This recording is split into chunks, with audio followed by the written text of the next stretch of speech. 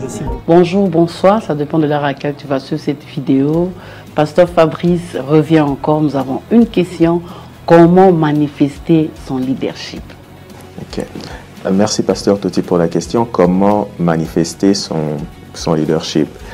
Alors, comment le faire? Je dirais 3 choses à faire, 3 mots-clés. Identité, vision et productivité.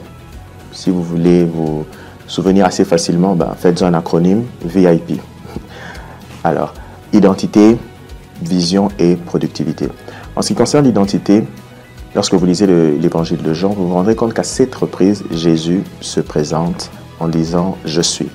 Et c'est une particularité assez importante de la langue grecque, parce que lorsque on parle en grec, on ne dit pas, il n'y a pas de pronom personnel, mais lorsque Jésus dit « Je suis », il insiste sur ce qui il est, et à 7 reprises. Donc il sait de manière parfaite qui il est.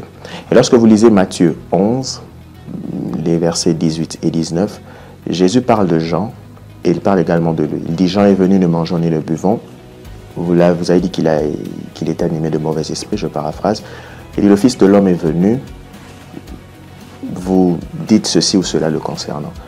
Bref, Jésus savait qui il était, mais il y a une chose à savoir, c'est que lorsque l'on sait qui on est, on n'a pas à se battre pour démontrer à tout le monde qui on est. Jésus ne s'est pas battu pour gagner une bataille, la bataille de l'unanimité. Vous savez, lorsque vous êtes un leader et que vous savez qui vous êtes, sachez que vous ne plairez jamais à tout le monde. Et lorsque vous voulez vous battre pour plaire à tout le monde, ça ne marchera pas comme ça. Ça ne marchera pas, ça ne vous aidera pas dans votre leadership, ça ne vous aidera carrément pas à manifester votre leadership. Après l'identité, nous avons dit qu'il y a la vision.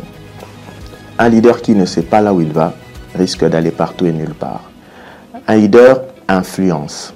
Et pour influencer, pour manifester votre leadership, manifester l'influence visible et productive que vous avez sur un groupe de personnes, vous devez dire à ce groupe de personnes où vous allez.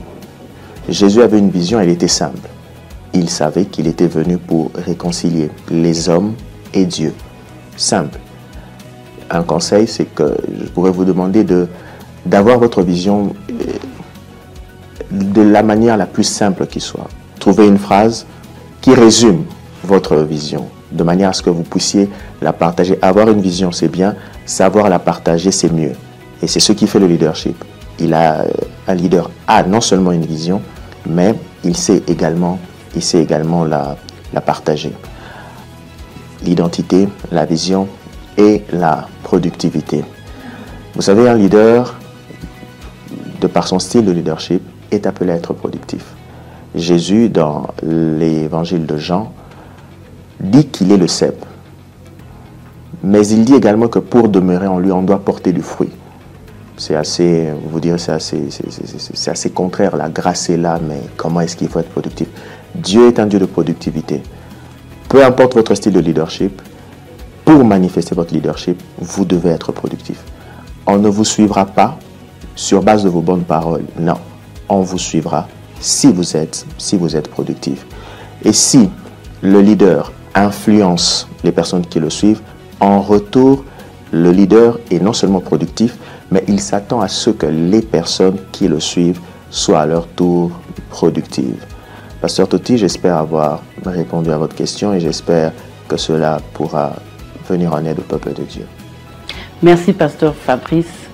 Je crois que nous sommes encore bénis aujourd'hui. Que Dieu se souvienne de vous.